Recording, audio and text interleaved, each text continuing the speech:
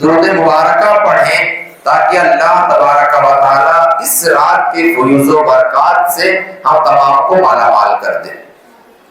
میں آپ کو اس رات کی ایک فضیلت بتا دوں کہ اگر اس رات میں ہم اللہ تبارک و تعالیٰ کے رسول کی آمد کی خوشی مناتے ہوئے اللہ کے رسول کی آمد میں اپنے آپ کو خوش کر کے ان کا ذکر کرتے ہوئے اس رات کو گزار دیں گے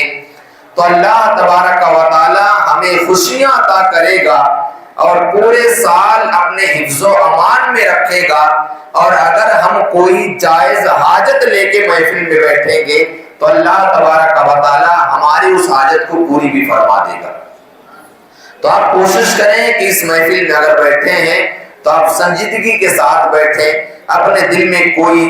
خواہش لے کے بیٹھیں جو آپ کی جائز ہونا پوری ہوتی ہو، اس کے پورے ہونے کی امید لگا کے اس محفل میں بیٹھیں۔ انشاءاللہ تبارک و تعالی اللہ عز و جل ہماری اس خواہش کو پوری کر دے گا اور ہماری مصیبتوں کو دور کر دے گا۔ آئیے اپنے نبی صلی اللہ تعالی علیہ وسلم پر ہم محبت اور عقیدت کے ساتھ جس طرح میں آپ کو پڑھاؤں آپ بھی مل کے میرے ساتھ پڑھیں۔ الصلاۃ والسلام علیک یا رسول اللہ، الصلاۃ والسلام علیک یا حبیب اللہ، وعلی آلک واصحابک یا نور اللہ صلی اللہ تعالی علیہ وسلم۔ میرے پیارے آقا صلی اللہ تعالی علیہ وسلم کے پیارے دیوانوں، یہ رات جس میں ہم اور آپ بیٹھ کر اللہ اور اس کے رسول کا ذکر کر رہے ہیں بڑی فضیلت کا حامل ہے۔ اس رات میں ہم کوشش کریں کہ جب تک ہو سکے، یعنی جب تک ہمارا دل جمے اور ہمارا یہ جسم گوارا کرے کہ ہم اللہ اور اس کے رسول کا ذکر کر سکتے ہیں، اتنی دیر تک اللہ اور اس کے رسول کا ذکر کریں، اس کے بعد سو جائیں اور کوشش یہ کریں کہ تہجد کے وقت اٹھ جائیں۔ یعنی جب فجر کا وقت شروع ہوتا ہے اس سے پہلے خود کو بیدار کر لیں اور بیدار کرنے کے بعد تہجد کی نماز ادا کریں اور اس کے بعد حضور صلی اللہ تعالی علیہ وسلم کی آمد کے وقت کا انتظار کریں۔ یعنی حضور صلی اللہ تعالی علیہ وسلم کی جو ولادت ہوئی صبح صادق کے وقت ہوئی تھی،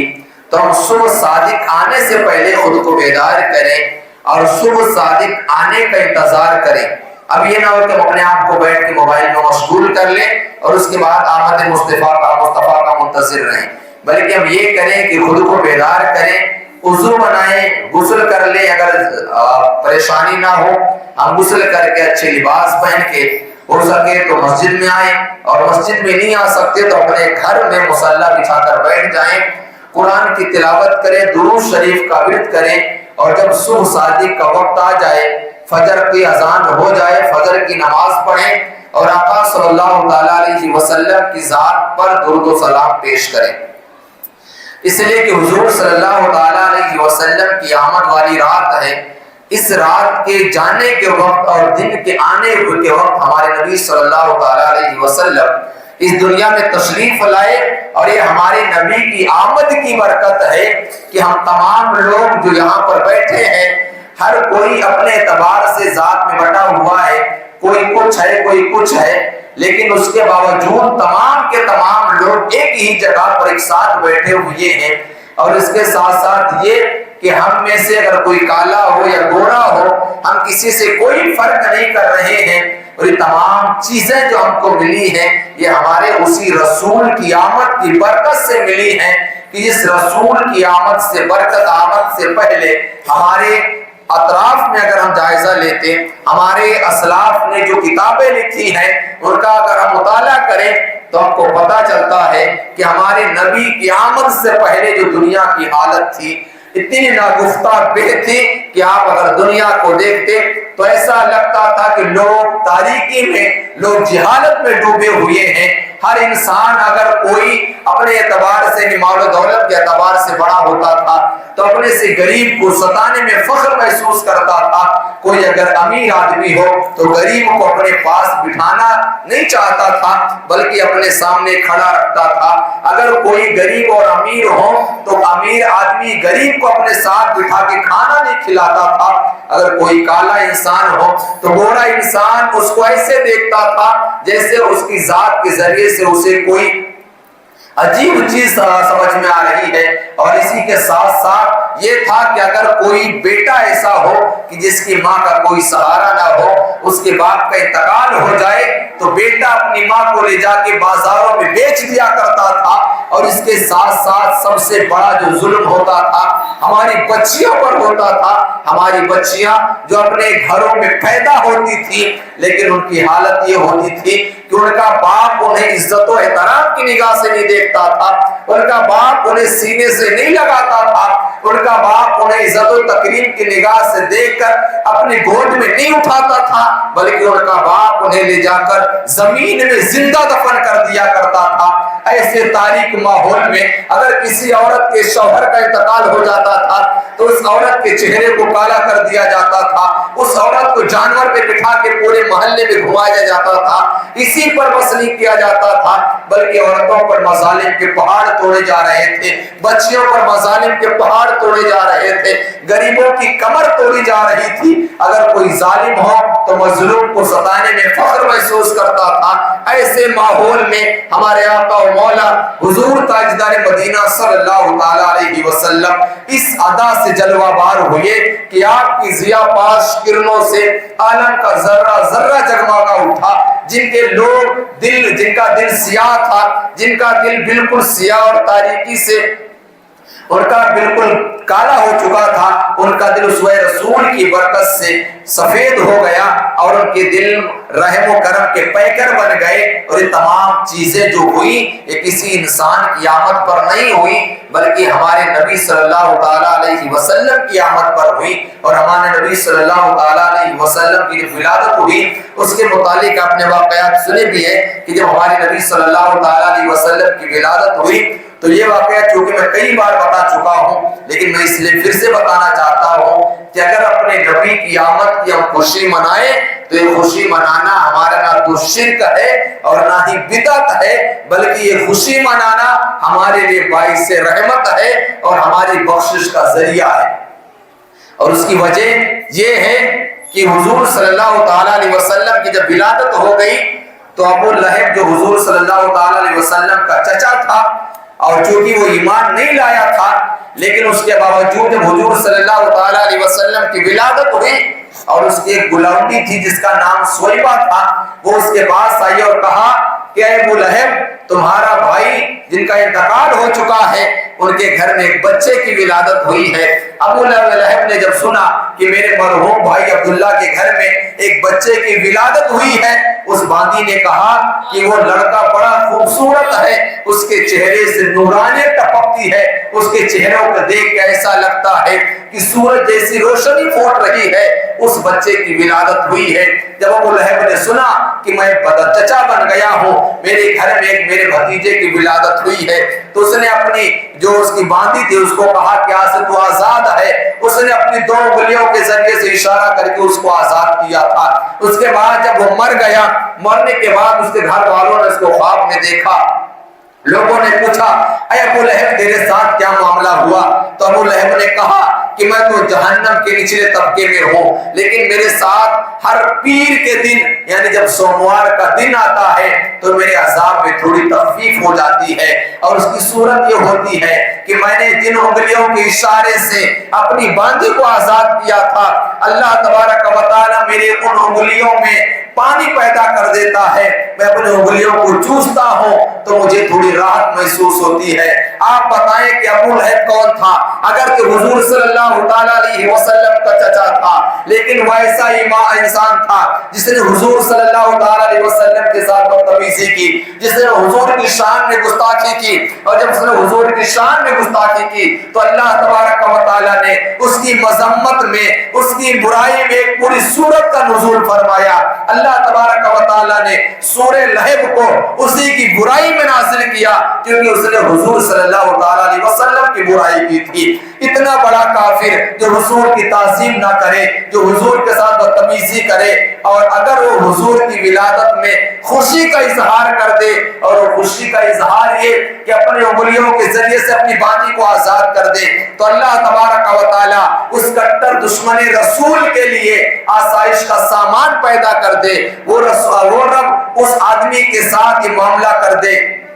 कि उसको अजाब में तखफीफ हासिल हो जाए। तो आप बताएं, हम तो गुलाम रसूल हैं, हम तो हुजूर सल्लल्लाहु ताला अलैहि वसल्लम के ऐसे उम्मती हैं कि जो हुजूर सल्लल्लाहु ताला अलैहि वसल्लम की शान में कसीदे पढ़ते हैं, जो हुजूर सल्लल्लाहु ताला अलैहि वसल्लम की तारीफें करते हैं, हम हुजूर की मदद करते हैं, हुजूर पर दुरूद और सलाम भेजते हैं। अब आप बताएं कि तमाम चीजें करने के बाद अगर हुजूर की आमद पर हम खुशी मनाएंगे तो क्या अल्लाह तबारक व तआला हमारे अजाब में तखफीफ नहीं करेगा? यकीनन हमारा रब हमारे अजाब में तखफीफ करेगा, लेकिन उसके लिए जरूरी है कि जिस तरह आमद रसूल सल्लल्लाहु ताला अलैहि वसल्लम के मनाने का तरीका है, उस तरीके को इख्तियार करें। हम ये ना करें कि हमारे नबी सल्लल्लाहु ताला अलैहि वसल्लम की आमद का दिन है और हम क्या करें, डीजे बजाएं, डीजे पर गाने बजाएं। और जिस रसूल ने आकर हमें ये तालीम दी हो कि मेरे उम्मती तो गाने बाजे से अपने आप को दूर करके रख, इसलिए कि इंसान जो गाने सुनता है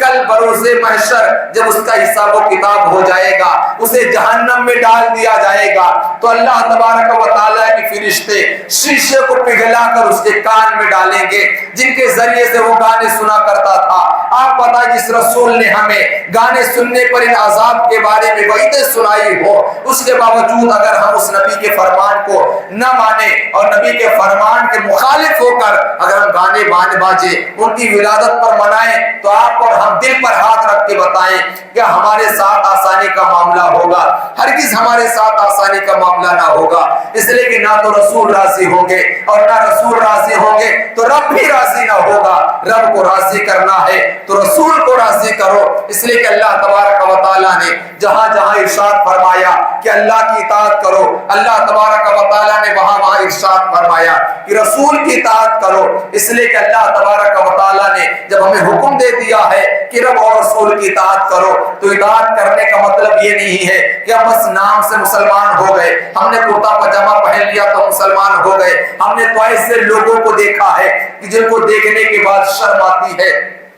पिछले साल का जब जुलूस निकाला गया और वो लोग जो डीजे बजाते हैं, डीजे पर गाने बजाते हैं, हमारे इस्लाम को बदनाम करते हैं, हमारे रसूल के कैरेक्टर को, हमारे रसूल के जो पूरा वजूद है उसको बदनाम करने की कोशिशें करते हैं। कोई गैर आके हमारे नबी की शान में गुस्ताखियां नहीं करता है। ये हमारे नौजवान होते हैं जिन्हें दीन का सही इल्म नहीं होता है, ये हमारे नबी के बारे में उल्टी सीधी बातें करते हैं। हमारे नबी की हदीस अगर कोई तोड़ मरोड़ कर पेश कर दे तो उस पर अमल कर लेते हैं। उनको पता ही नहीं होता कि इस्लाम क्या है, हमारे रसूल का फरमान क्या है। वो तो बस अपने कानों को, दिलों को खुश करने के लिए डीजे पे गाने सुनते हैं, अपने जिस्मों का थर कांपते नजर आते हैं। मैंने देखा कि हमारे नौजवान कुछ ऐसे लोग जो चेहरे पर दाढ़ी सजा के रखे हैं, अपने सर पर टोपी सजा के रखे हैं, जिस्म पर कुर्ता पाजामा पहन के रखे हैं और जुलूस मोहम्मदी सल्लल्लाहु अलैहि वसल्लम में शिरकत किए हुए हैं और शिरकत करने के साथ साथ हाथ में आलम लेके चल रहे हैं और परचम रसूल उठा के अपने हाथ में उस जुलूस में शिरकत किए हुए हैं।